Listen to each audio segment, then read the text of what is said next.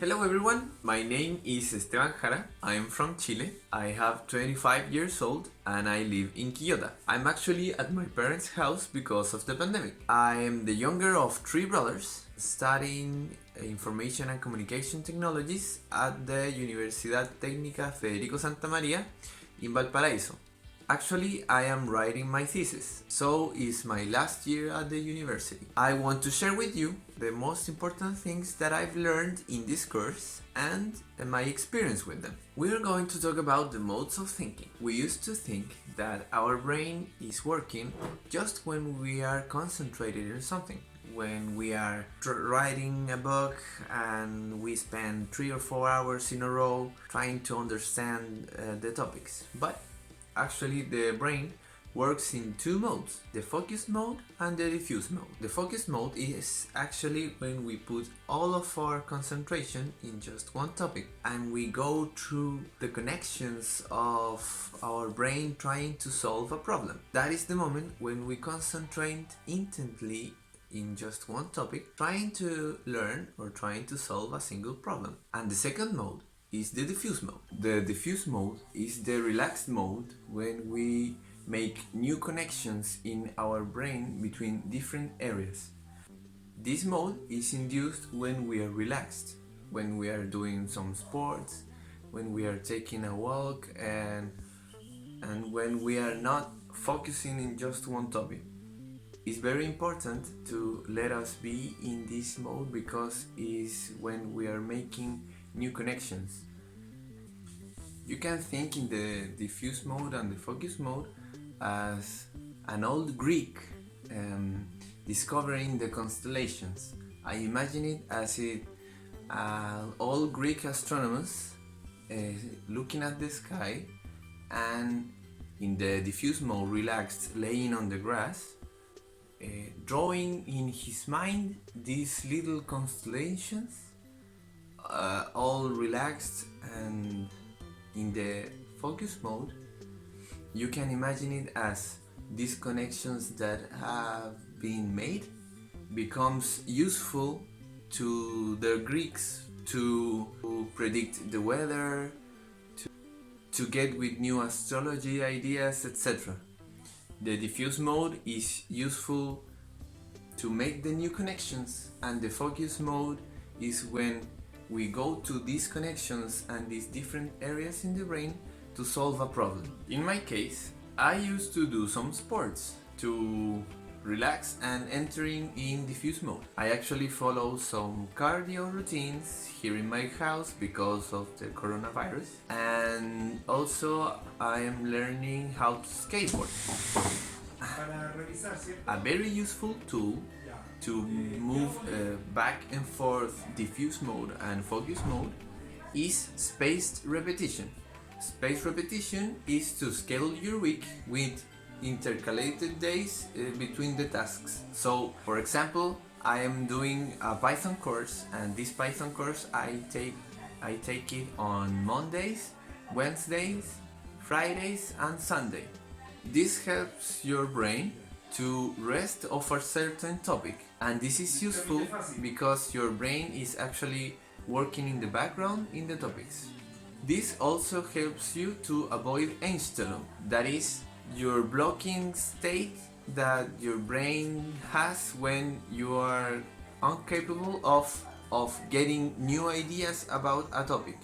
This is related to overlearning and focusing just in one topic. So if we are doing spaced repetition, another useful tool to use our time wisely and avoid procrastination is the Pomodoro Technique. This technique was presented by Francesco Cirillo, an Italian that has this tomato-shaped timer. Put the timer in 20 or 25 minutes and focus all your attention in just one topic in this time and no distractions, and at the end of these 25 minutes you have to give yourself a reward.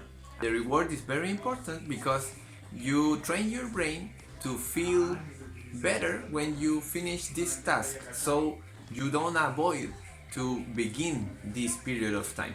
A very important thing about this course also was the procrastination. We all know what is procrastination, but maybe in the high school or the university, we all think that we were good procrastinators. And I feel that I was a very, very hard procrastinator. I used to have these study rushes like 3 or 4 days before the exam, with no sleeping, with a lot of coffee. So I survived, but it was definitely a struggle. So now that I want to become a good professional in the information technologies, I want to keep constantly learning new things. So what happens with procrastination? Well, procrastination is a constant fight between our prefrontal cortex and the limbic system. The prefrontal cortex is what helps us to make decisions, and the limbic system is the one that controls our feelings. Well, procrastination is defined as a self-regulatory failure with a voluntary delay of an intended course of action, despite being worse off as a result of that delay. In other words, that may result in regret and guilt. There are three types of procrastinators. First, you have the thrill seekers. The thrill seekers look for immediate satisfaction, and they are very likely to focus their attention in another tempting activity more than the activities that they really have to do. This is related with the dopamine rushes that our brain produces when we actually achieve our tempting tasks. The second type of procrastinators is the avoiders. The avoiders are driven by their desire to protect themselves from negative feelings produced by the sense of failure. And the last type are the indecisive. Indecisive procrastinators have hard times deciding when or where to start an activity. And this is because a low volume or a low activity in their prefrontal cortex. Procrastination may seem, as Professor Terence Zenowski said, harmless, but he uses this arsenic metaphor to explain us that in the short term, maybe consuming little doses of arsenic may be harmless, or even you can develop some resistance to it.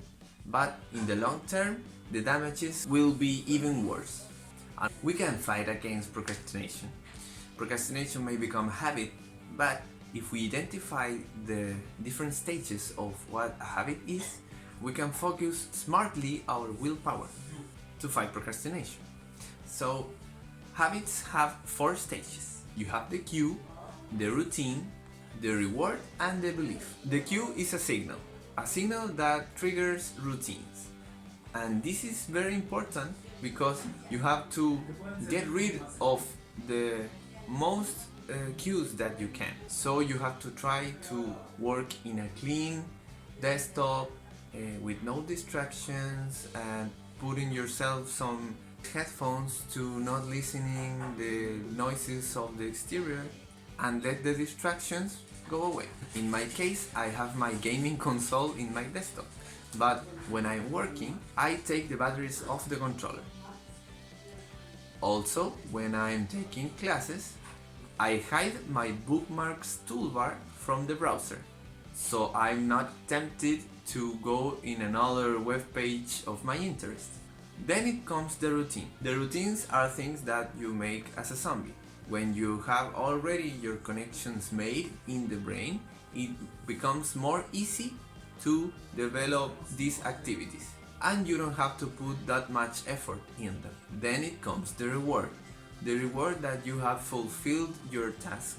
If your task was to study, you know that this study will make good for you, and you will have a good grade in the exam, and you are learning new things. And that's a mental reward. Also, you can have little rewards like having a chocolate or a nice coffee. And last but not least is the belief. The belief that you have to do what you are doing, that what you are doing is good and can become a routine because it's good for you. I was convinced that I could not do push-ups, but lately I am putting big efforts in doing 15 in a row. A very important fact that have shown to have good results in non-procrastinators is having non-procrastinators' thoughts. If you have thoughts like, okay Esteban, this will become more pleasant in just 5 minutes. Or you say to yourself, this activity will be good for you and you will regret if you don't do it, then these thoughts will help you to begin with your activities. And maybe you can schedule 1 or 2 Pomodoros in it. This topic is also very important, and this is to focus in the process and not in the product. If we focus on the product, we are tend to get anxious because our goal feels far away. We tend to think that, am I closer to finish this report? I am getting a good grade, and this may be related with painful thoughts. Instead of that, we have to focus on the process. Focusing in the process is related with simple habits. Habits that don't feel painful, because we are focusing in the period of time and to be fully concentrated in the periods of time. Learning difficult topics and skills takes time. So if you have a good schedule and you focus on the process, you will inevitably get good results. Additionally, I saw a TED Talk from Josh Kaufman, in which he talks about how long does it take to acquire a new skill. In his research, Josh found out that the oldest studies said that you have to spend 10,000 hours to reach to the top of a skill. But this top of a skill means that you can reach the skill level of a professional athlete, of a world-class musician, or a master of chess. So these are expert level performances. But more recent research and this book titled The Outliers talks about how much time does it take to being not bad at something. And the results given says that you have to spend 20 hours, just 20 hours to, as he says, overcome the initial frustration barrier. So for this purpose, you have to do these 4 steps. Deconstruct the skill, aiming to reach a certain skill, not becoming the best hacker in the world, just learning how to set up a firewall, for example. This topic is very specific and you can do it in 20 hours easily. Then you have to learn enough to self-correct. You have to be capable of aware when you are doing something well. The third step is to remove the practice barriers. You have to fully concentrate by a short period of time. You have to get rid of the procrastination cues, and as it is said in the course, you have to get rid of these bad thoughts, and you have to do what non-procrastinators do. And the fourth step is that you have to practice at least 20 hours. So go on and practice a new skill. At the university, I always thought that I was a bad learner, and this course has been a very important confidence boost to me, since I've realized that it is not related to your capacity. It is related to put some efforts in planning your learning routines. Actually, I want to make a habit to be constantly learning programming languages and IT skills for becoming a good professional, and maybe one day I will become a hacker. This knowledge is definitely useful for younger people and for older people, especially for my first year companions, and I'm looking forward to make a presentation with them and teach them what I've been taught. This course has been amazing, so thank you Professor Barbara and thank you Professor Terence for this amazing course. So thank you for listening to me and thank you for learning how to learn. Muchas gracias.